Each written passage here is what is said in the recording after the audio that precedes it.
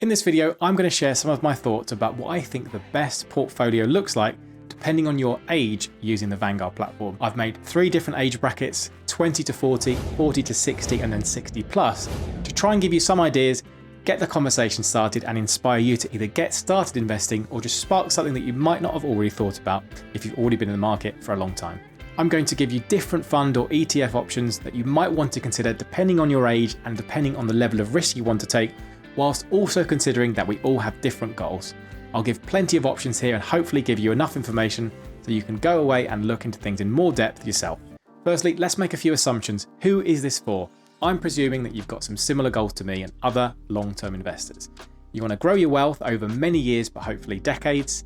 You want to invest either every single month or in other forms of lump sums that you might have. And finally, the purpose of having the investment is so you can either retire early or fund something else in the future. This isn't going to get you rich quick, unfortunately. You'll have to start a pyramid scheme if that's what you want. Sorry. Also, we'll presume that we'll be using a stocks and shares ISA here too, as it makes the most sense in the long run. Remember that you've got £20,000 every year to invest tax-free, which means that in many years you'll have no tax to pay and you can withdraw as much or as little as you like.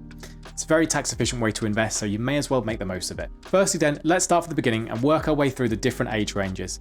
Let's start at 20 to 40, which is the bracket I fall into as a 33-year-old.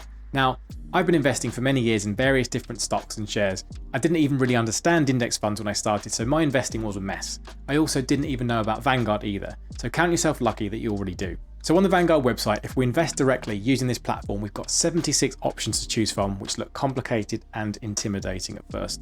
But let's work through this and figure out what we need. As we're just starting out and looking to build wealth in the long term, the most important factor for us is getting started in the first place and committing to invest every month when we get paid. Right, let's talk funds, and I'll show you through my thought process as I talk about the different options. In our age group of 20 to 40, our goals, I will presume, are to maximize growth and get ourselves invested as soon as possible. So for me, that immediately discounts a couple of different things. Firstly, we'll be leaving bonds alone. Bonds have been historically safe places to get some easy interest, but recently, in my opinion, have very limited value until we see some massive interest rate hikes. Secondly, we won't actively search for any other income producing funds or dividends. If we do get any income, we'll get it reinvested as soon as possible though. To get started, we've got a lot of options here, but I tend to want to keep things really simple. In my own Vanguard portfolio, you can watch the video on my channel. I will leave a link in the description below. I have just 2 funds, VUSA and VFEM. That's the S&P 500 and then the emerging market split 85% to 15%. Why? Because the S&P 500 and the US market overall accounts for 60% of the world's market, and I'm not going to be the one to bet against it doing poorly. But I do want some exposure to emerging markets abroad who have a good chance to grow rapidly, but maybe with more volatility too. Also, I'm fine with that level of risk and I sleep very well at night, not worrying about my investments. So you could do something like this, but you could also do something more broadly diversified, especially when just starting out. It would be my opinion to keep things really simple and just get yourself investing into a single fund every month that covers most of the world markets. For this, we've got a couple of really nice options under the global equity section on the website. You have the FTSE All World ETF, ticker symbol VWRL, and also the Global All Cap Index Fund. Both of these are very solid options. It would be hard to go too wrong in my opinion. The biggest thing here is making sure that you get started and get consistent. Other than that, you've got time on your side, which is really powerful when it comes to investing. The earlier you start, the more time you have for compound interest to work. And ask any investor, the biggest thing they'll say is they wish they started earlier. So why use something like a global fund? Well, a global fund will have stocks and shares from almost every investable country around the world. And this means that wherever the growth is in the next 5, 10 or 20 years, we'll be able to make sure that we get the fair returns of that growth. Whether there's a recession in one country or a recession in another, we'll make sure that we're well diversified, which ultimately means that our money gets protected to the best of our ability. Also, another thing that a global fund will do is automatically balance the different assets to make sure that they sit within what the market is currently doing. So we don't have to go in and manually tinker, and I don't think for a beginner, it's something you want to really get yourself into. Like I've said many times before, and like we just mentioned, it's most important just to get yourself in investing, used to it as an idea that it's something you do every single month, and every single time you get paid, putting it into a single global index tracker is one of the only ways it's been proven to grow your wealth in the long term. Okay, next up, let's head up to the 40 to 60 range. You won't be surprised to know that the investing strategy here and the portfolio does not have to change at all. In fact, there's no reason to change anything here. Keeping a broadly diversified global index fund and being consistent is the most important thing. However, let me just give some talking points to give you some additional tips and tricks. One thing that you could do here is to build your own portfolio fund by hacking together different global markets. Technically, you could do this and end up with a small reduction in overall fees and customize the portfolio exactly to your own level of risk. You'll notice that if you take a look at the global fund, you'll see how it's weighted toward different markets in the world. Well, there's nothing stopping you investing in different markets by yourself to weightings that suit you. For example, you could choose to put 80% in the S&P 500, 10% in the FTSE 100, which is VUKE, and then 5% in emerging markets and maybe 5% in somewhere like Japan or even the FTSE 250. This would be for someone who wanted a more hands-on approach and likes customizing things. The key thing to say here is that you still have plenty of time in this age bracket, so the important thing will be to maximize your contributions because in theory, you're now at the top of your career pay-wise, so make the most of it rather than buying a second-hand Porsche or anything else weird. One additional thing I'll add here, and this really applies to all of these generic age groups, is that if you want to trade individual stocks, then of course feel free to do this and choose an amount or a percentage of your portfolio that you want to use. And you can go ahead and do this on another platform that lets you trade individual stocks because of course on Vanguard directly we can't do that. Go ahead and use any broker you like, but if you want one option then I could give you, then you could use Free Trade. It's a commission-free platform and it's free to trade stocks, and you can get a free stock if you use the link in the description below. I personally use this platform for my dividend portfolio, which you can follow my progress on, and again I'll leave the link in the description below.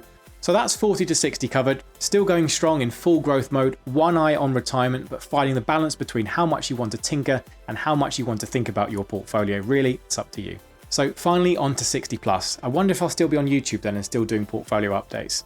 Now that would be funny to come back to this video in 30 years time. Anyway, this age group is going to be about wealth preservation and drawdown, working out how to get our investments to give us some well-earned cash whilst making sure that we still have ourselves invested into the market. At this point, it might also be worth connecting with a financial planner or professional in this space, as it is certainly not something that I claim to be or can help with.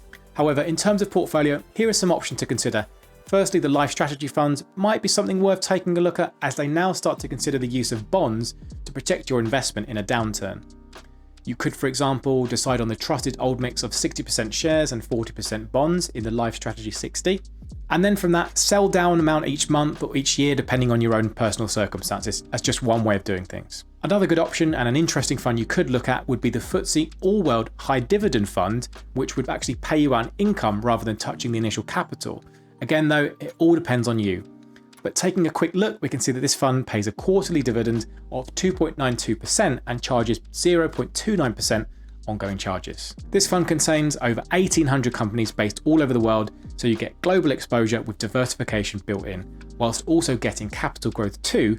You just take a look at some of the historic performances. Again, you can make the decision about how much you want to access your money, whether you take out more when the market is doing better or you try and live on dividends alone. This one is up to you. But most importantly, it's all about making sure that whatever your goals, the money lasts you for as long as you need, because otherwise you might be a bit screwed. Also, one more thing to add here in this age group is there's nothing stopping you from just using Vanguard as your investing platform. You can quite happily also have other assets across lots of other different platforms that might generate you income with dividends, or also ones that you can sell. This is the real beauty of investing. It's all up to you and the world is your oyster in terms of what you can choose to invest in. There's loads. I'll just put this up on screen now to recap everything that we've just spoken about for each of the age ranges. Okay, so first let's recap the 20 to 40 range. This is the kind of area where we're thinking about we need to make sure that we're actually going to get started investing, and we want to make sure that we give ourselves a simple, broad, large, low-cost index fund that's going to make sure it tracks the entire market to give us a really good place to start. And in fact, it's really less relevant about exactly which fund we're invested in and more relevant that we start consistently investing month by month, as most people do, in terms of the way when you get paid, one of the first things you'll do is have a direct debit set up to make sure you have this investment in. And of course, if your timescales are going to be in the decades, this gives you one of the greatest chances of making sure that you'll come out with the other end with a significant profit and grow your wealth in the long term. Of course, you can invest in whatever you like, but if you are a beginner and you are looking to make sure you reduce your risk while also making sure that you've got some opportunity to grow, having a single low-cost index fund that covers the globe or most part of the equity markets, something like VWRL or the FTSE Global All Cap, something similar, or even if you want to copy myself, who does the VUSA and an emerging markets fund, completely up to you. Everything comes down to your own risk, but the most important thing is that you actually stick to it and do everything long term. It certainly won't be a fast growth ride to the top. It's all going to be about how long you can stay into and making sure that you get the portfolio which is right for you. So now jumping over to the 40 to 60 range, as I mentioned previously in the part of the video, nothing in your portfolio necessarily has to change between this age range. But I will put the caveat that as you may get more confident and you want to then branch out into looking at individual stocks and shares, and also maybe customizing your investments, that there are plenty of ways to do this, especially using the Vanguard platform and using lots of the funds that are available to you on Vanguard. You can quite happily then make those investments and choose those investments depending on what your own risk profiles are, where you think the growth might be. If, for example, you want to be more heavily weighted in the UK, or if you want to put your trust in the S&P 500, in the American markets, or emerging, for example. The world is completely your oyster there, and you can even think about income products, fixed incomes, and look at dividends, etc. too. And don't forget, there's no stopping you from also having multiple different platforms and multiple different investments across loads of different platforms. And this is something I do myself. I do utilize Vanguard for their low cost index fund part of investing, but I do have my own individual stock picks as well. But in my opinion, this age range really is about growing your wealth as fast as possible, and where you can, trying to maybe increase that direct debit, increase the amount that you put in, and of course, making sure that we've still got those long-term time horizons. We've still got room for mistakes here. There's plenty of time left, but making sure that we stay consistent is absolutely key. And finally, in our 60 plus, as we just discussed, this one is now all going to be about what your goals are in life, how you want to see your retirement, how you're going to withdraw that money. Is that money enough to fund your lifestyle? And there's multiple ways that you can do this. Of course, you can invest in things which are going to pay you a dividend and maybe live off the dividend, but then you can also design something that says that you're going to withdraw, sell, and actually draw down some of that investment depending on your own living costs.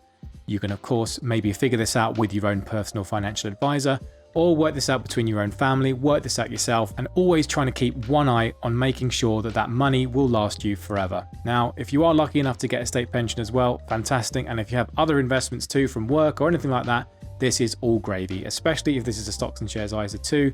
So work out what you're going to do.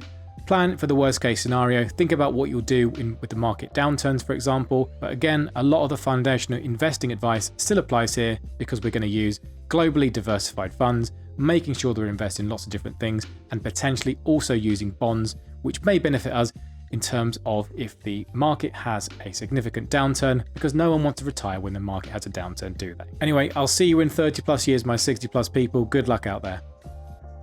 I hope this video has given you some inspiration to either get started now or continue on that journey. Now, the hard part is up to you to make sure you do the investing over the long term and consistently too. As I said earlier, there is no cheat mode here or any way to speed things up. You have to let time do its thing and make compounding work for you as well. Anyway, I really hope you've enjoyed the video. If you have, I'll leave you my previous Vanguard portfolio videos in the description below so you can check them out, including my free trade portfolio update as well, just so you know how I'm investing and how I'm also getting on following that progress along.